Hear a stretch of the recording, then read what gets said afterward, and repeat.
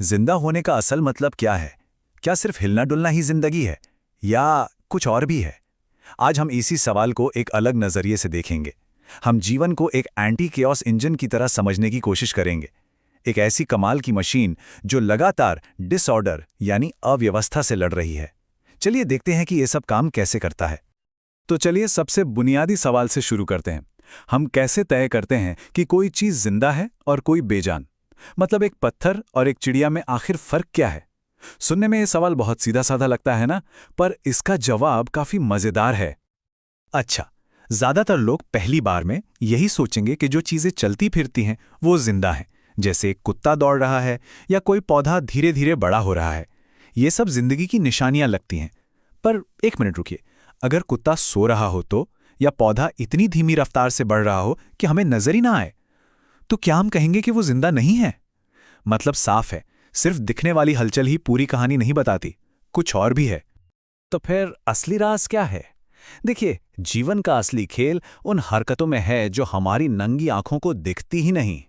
हम बात कर रहे हैं मॉलिक्यूलर लेवल पर होने वाली लगातार हलचल की। बायोलॉजिस्ट के लिए यही न दिखने वाला डांस, यही जीवन की असली पहचान है। और यहीं से हम इस विश्लेषण के सबसे जरूरी हिस्से पर आते हैं, अराजकता यानी केओस के खिलाफ जंग।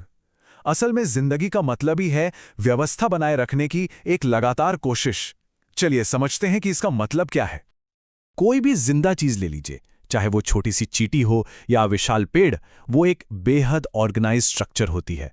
मतलब सब कुछ अपनी जगह पर एक खास तरीके से जमा होता है।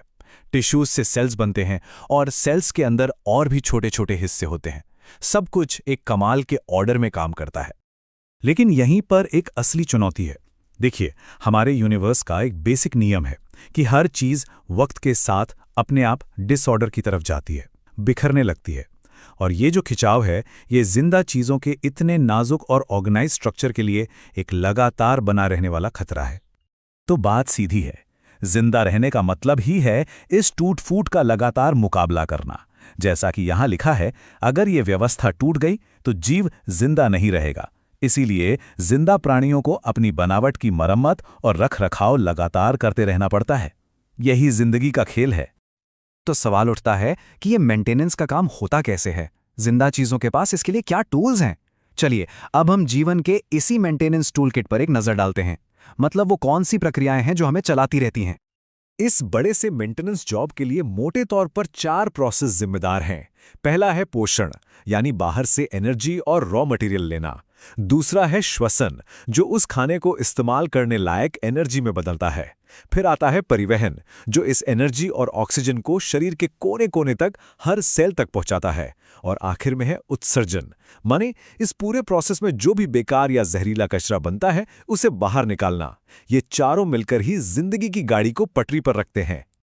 चलिए, अब इनमें से पहले प्रोसेस को, यानी पोषण को, जरा और करीब से समझते हैं। कह सकते हैं कि यही वो चीज है जो पूरी मशीन को ईंधन देती है। देखते हैं कि अलग अलग जिंदा चीजें अपना खाना कैसे हासिल करती हैं। तो खाने के मामले में कुदरत में 2 मेन स्ट्रैटेजीज हैं। एक तरफ है ऑटोट्रॉफ्स, यानी सेल्फ फीडर। ये अपना खाना खुद बनाते हैं, जैसे हरे पौधे जो सूरज की रोशनी, पानी और कार्बन डाइऑक्साइड से अपना काम चला लेते हैं। और दूसरी तरफ है हेट्रोट्रॉफ्स, जो दूसरों पर निर्भर हैं, जैसे हम सब, जानवर, फंगी, हम सब दूसरों के बनाए खाने पर ही जिंदा रहते हैं। देखा जाए तो हम सीधे या घुमा फिराकर ऑटोट्रॉफ्स पर ही निर्भर हैं। ऑटोट्रॉफ्स का जो सुपर पावर है वो है फोटोसिंथेसिस, यानी प्रकाश संश्लेषण। ये एक कमाल का प्रोसेस है।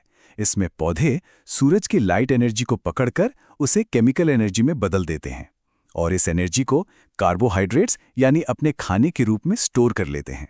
सच पूछिए तो धरती पर ज्यादातर जिंदगी इसी एनर्जी पर चलती है। तो ये फोटोसिंथेसिस होता कैसे है? इसके 3 मेन स्टेप्स हैं। पहला, पत्तियों में जो क्लोरोफिल होता है वो सूरज की रोशनी को सोख लेता है। दूसरा, इस लाइट एनर्जी का इस्तेमाल पानी के मॉलिक्यूल्स को तोड़ने और केमिकल एनर्जी बनाने में होता है। और तीसरा, इसी केमिकल एनर्जी की मदद से कार्बन डाइऑक्साइड को कार्बोहाइड्रेट्स यानी पौधे के खाने में बदल दिया जाता है। अच्छा, तो ये तो हुई ऑटोट्रॉफ्स की बात। अब आते हैं हेट्रोट्रॉफ्स पर, यानी हम जैसे जीवों पर, जो दूसरों के बनाए खाने पर जिंदा है। और इसे समझने का सबसे अच्छा उदाहरण हमारा अपना शरीर है। हमारा डाइजेस्टिव सिस्टम एक बेहतरीन मिसाल है कि कैसे कोई जीव बाहर की दुनिया से एनर्जी लेता है और फिर उसे अपने मेंटेनेंस के काम में लगाता है। तो ये जो पूरी पाचन की प्रक्रिया है, ये एक लंबी सी ट्यूब में होती है जिसे आहार नली या एलिमेंट्री कैनाल कहते हैं। ये मुंह से शुरू होकर एनस तक जाती है। हमारा खाना इसी रास्ते पर सफर करता है। तो चलिए इस सफर के कुछ जरूरी स्टॉप्स पर एक नजर डालते हैं। सफर का पहला पड़ाव है हमारा मुंह। यहाँ दो काम होते हैं। पहला, दांत खाने को मैकेनिकली छोटे छोटे टुकड़ों में पीसते हैं। दूसरा, हमारे सलाइवा यानी लार में एक एंजाइम होता है, सलाइवरी एमाइलेज। ये खाने में मौजूद स्टार्च को शुगर में तोड़ना शुरू कर देता है। मतलब डाइजेशन का काम यहीं से शुरू हो जाता है। अगला स्टॉप है पेट। यहाँ माहौल काफी एसिडिक हो जाता है। पेट में हाइड्रोक्लोरिक एसिड बनता है जो पेप्सिन नाम के एंजाइम को एक्टिवेट करता है और फिर ये पेप्सिन प्रोटीन को पचाने का काम करता है। अब सवाल ये कि इतना तेज एसिड खुद पेट को क्यों नहीं जला देता? वो इसलिए क्योंकि पेट की अंदरूनी दीवारों पर म्यूकस की एक प्रोटेक्टिव लेयर होती है। पेट से निकलकर खाना पहुंचता है छोटी आंत यानी स्मॉल इंटेस्टाइन में। डाइजेशन का असली और सबसे बड़ा काम यहीं पर होता है। ये एक तरह से फाइनल प्रोसेसिंग यूनिट है जहां कार्बोहाइड्रेट्स, प्रोटीन्स और फैट्स तीनों का कंप्लीट डाइजेशन होता है। लेकिन छोटी आंत ये सारा काम अकेले नहीं करती। उसकी मदद के लिए एक पूरी टीम है। लिवर से आता है बाइल जूस जो फैट के बड़े बड़े टुकड़ों को छोटे छोटे टुकड़ों में तोड़ देता है। पेनक्रियास से आता है पेनक्रियाटिक जूस जिसमें प्रोटीन और फैट को पचाने वाले कई एंजाइम्स होते हैं। और आखिर में खुद छोटी आंत की दीवारें भी इंटेस्टाइनल जूस छोड़ती हैं जो बचे खुचे प्रोटीन्स को अमीनो एसिड्स में, कार्बोहाइड्रेट्स को ग्लूकोज में और फैट्स को फैटी एसिड्स में बदल देते हैं। अच्छा, तो खाना अब पूरी तरह से पच चुका है। अब बारी है इन पोषक तत्वों को सोखने की ताकि शरीर उन्हें इस्तेमाल कर सके। और इसके लिए छोटी आंत का डिजाइन एकदम परफेक्ट है। इसकी अंदरूनी दीवार पर लाखों उंगलियों जैसी छोटी छोटी उभार होती हैं जिन्हें विली कहते हैं। इन विली की वजह से सोखने के लिए सरफेस एरिया कई गुना बढ़ जाता है और इनमें खून की नसें भी भरी होती हैं जो सोखे हुए खाने को शरीर के हर सेल तक पहुंचा देती हैं। और ये सारी बातें हमें वापस उसी मेन आइडिया पर ले आती हैं कि जिंदगी एक एंटी कियोस इंजन है। ये मेंटेनेंस का काम कभी नहीं रुकता। जैसा कि यहाँ लिखा भी है, ये मेंटेनेंस का काम तब भी चलते रहना चाहिए जब हम कुछ खास नहीं कर रहे हों। यहाँ तक कि जब हम क्लास में बैठे हों या सो रहे हों, ये काम जारी रहना ही चाहिए। सोचिए, हमारा शरीर हर पल बिना रुके इस डिसऑर्डर से लड़ रहा है। तो आखिर में हम कह सकते हैं कि जिंदगी कोई मंजिल नहीं बल्कि एक लगातार चलने वाला एक्टिव प्रोसेस है। ये केओस के खिलाफ एक कभी न खत्म होने वाली जंग है।